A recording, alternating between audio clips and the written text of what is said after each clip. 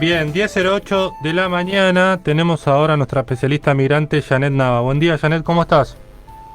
¿Cómo están, queridos amigos? Un saludo cordial y caluroso, que tanta falta nos hace estos días. Tal cual, Janet. ¿Qué nos traes para hoy? Algo de Colombia, ¿no? Sí, bueno, la agenda nos impone un tema internacional, todos los ojos de Sudamérica en particular y de varios países de toda la América están puestos en Colombia tras su proceso electoral que, bueno, ahora va a una segunda vuelta. Este proceso electoral que puede cambiar la tendencia política de su historia, un momento histórico para Colombia. Una de las comunidades que conviven en Argentina son precisamente los colombianos, una comunidad de gente alegre, con un modo de hablar muy particular. Nos han enseñado el sabor delicioso de las arepas y bueno, tienen un color particular también en su sonrisa. A través de este proceso electoral me animo a decir que los colombianos tienen mucha esperanza de tiempos de cambio para su país. Natalia Restrepo es colombiana, reside en Buenos Aires, pero está trabajando en ese momento en Colombia. Ella es productora de AJ en español, está cubriendo las elecciones y nos dio una lectura periodística del momento histórico que está viviendo su país.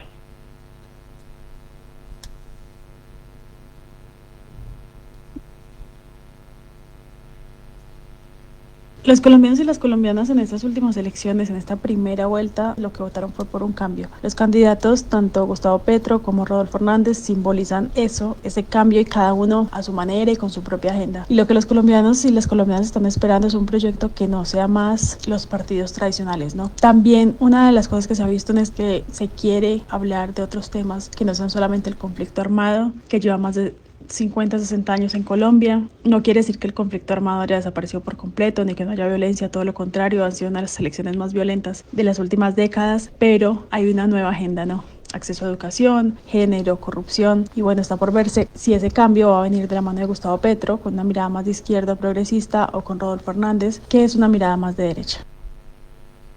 Bueno, según nos comentó la colega, Colombia tiene aproximadamente 5 millones de ciudadanos fuera de su país, por causas diversas.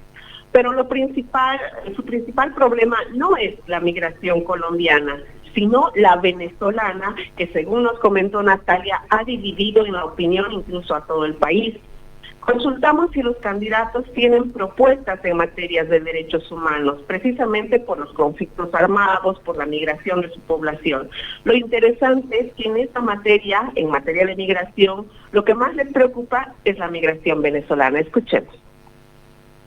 En estas elecciones no hay temas como concretos para la migración, no ha sido como un tema de debate principal, pero si ves el programa de los dos, hay como pequeños apartes. Por ejemplo, en el programa de Petro dice que se busca una Colombia sin xenofobia, que acoja a la población migrante, que esa población migrante pueda ser sujeto de derechos, y eso está hablando básicamente de la población venezolana, que en los últimos años ha llegado a ser casi el 4% de la población del país. Y el tema de la migración venezolana ha sido un tema de gran debate que ha dividido también al país de la manera en la que se cree que se debe abordar esa migración. Por ejemplo, en el caso de Rodolfo Hernández, ha dicho que quiere diseñar una política migratoria solidaria, pero preservando los intereses y necesidades de los colombianos, y que, por ejemplo, buscaría restablecer relaciones diplomáticas con Venezuela, pero que una vez esto suceda, dice que se concertará como un programa para que ese gobierno venezolano financie la sostenibilidad de su población radicada en Colombia.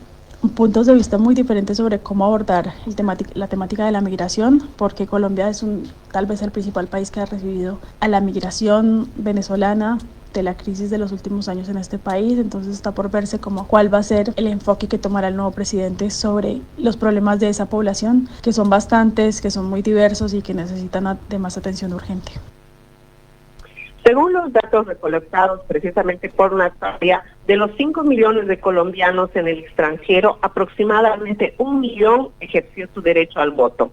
El 40% votó por Federico Gutiérrez y el 35% por Gustavo Petro. Federico Gutiérrez, nos dijo, representa el continuismo del gobierno actual y que si bien fue el candidato más votado en el extranjero, este quedó fuera de la segunda vuelta. Escuchemos.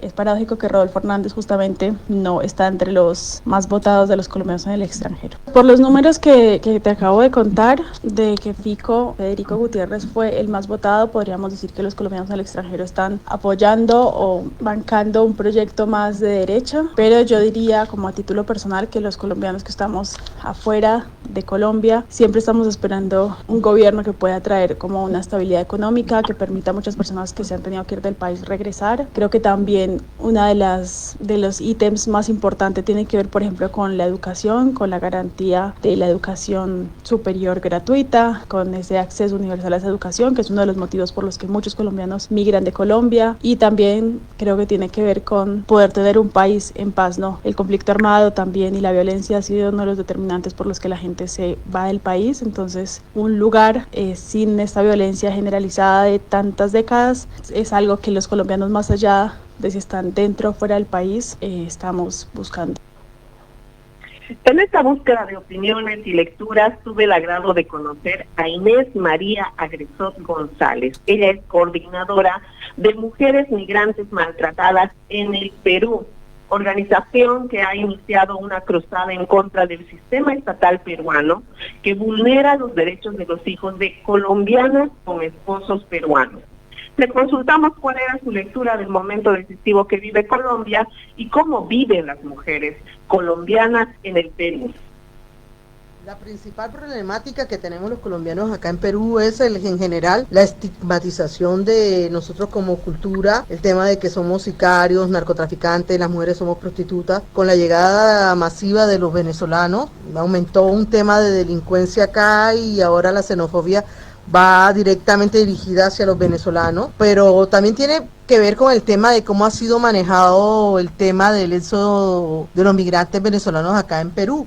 Yo siento que Perú odia a las mujeres, hay una misoginia, pero súper fuerte, donde mueren mujeres acá, una cantidad súper increíble. O sea, hay un tema grave aquí en Perú con el tema de violencia hacia los más vulnerables. Bueno, el ser migrante es solamente como que una excusa más para abusar de nosotras. Y con Colombia yo creo que el cambio es Petro y Francia Márquez, porque Colombia necesita cambiar tantos años de violencia, tanto uribismo, tanto asesinato, tanta violencia. Por ejemplo, Francia Márquez no es lo mismo cuando dices yo empatizo contigo a que yo lo viví, ¿me entiendes? Eso es una cosa que es algo que justamente yo estaba hablando con otros colombianos. Esa es una mujer que ha vivido el racismo, es una mujer que ha vivido la pobreza, es una mujer que ha vivido muchas cosas que han vivido muchos de los colombianos. Con ellos se va a poder lograr algo de cambio porque son años y años de derecha neoliberal. Yo creo en Petro y creo en Francia Márquez.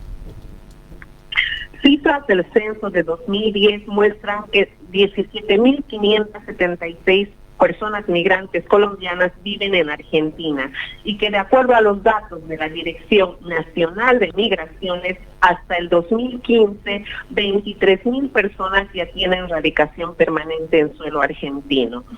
Las colombianas y los colombianos dejan su país principalmente porque buscan, como todos, mejores días, pero Argentina es uno de sus destinos por la oferta educativa y seguridad.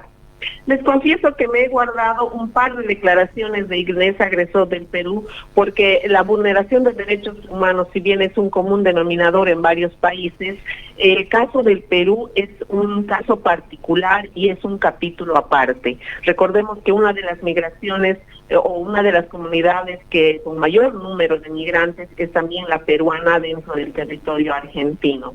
Bueno, hasta aquí una breve lectura de cómo viven los colombianos este proceso electoral en su país. Bien, Janet, vemos que la primera vuelta fue el 29 de mayo, ahora la segunda vuelta, el balotaje es el 19 de junio.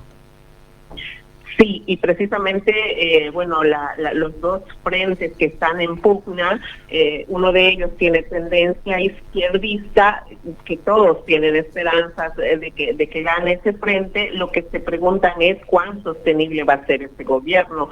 No vaya a ser que se repita un Castillo como en el Perú. Claro, buen día, Janet. Diana te saluda, ¿cómo estás?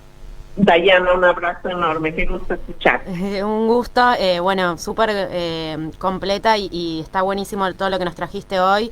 Y también esto, lo que contás de Perú, que hoy justo es el 3J, que se cumple 7 años del Ni Una Menos, así que está bueno también enmarcarlo en eso y hacer una columna aparte sobre la situación de Perú